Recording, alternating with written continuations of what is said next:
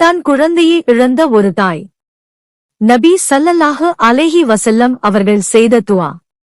ஒரு தாய்க்கு தன்னுடைய குழந்தையை இழக்கிற வேதனை எப்படி இருக்கும்? அதை வார்த்தைகளால சொல்லவே முடியாது. அப்படிப்பட்ட ஒரு சம்பவம்தான் உம்மு சுலைம் ரலி அவர்களின் வாழ்க்கையில் நடந்தது.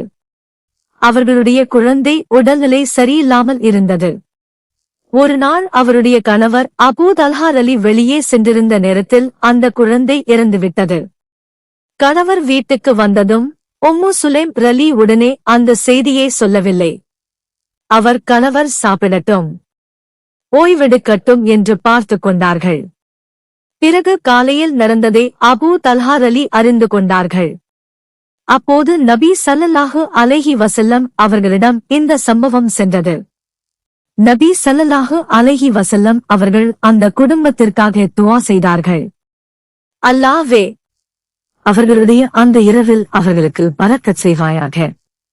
அல்லாஹ் அந்த துஆவை ஏற்றுக்கொண்டான்.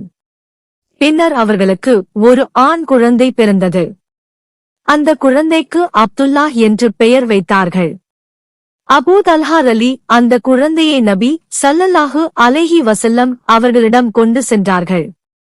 நபி ஸல்லல்லாஹு அலைஹி வஸல்லம் அவர்கள் அந்த குழந்தைக்காக துஆ செய்து அதற்காக பரக்கத் வேண்டினார்கள். இந்த சம்பவம் நமக்கு சொல்லித் தரும் விஷயம் என்ன தெரியுமா?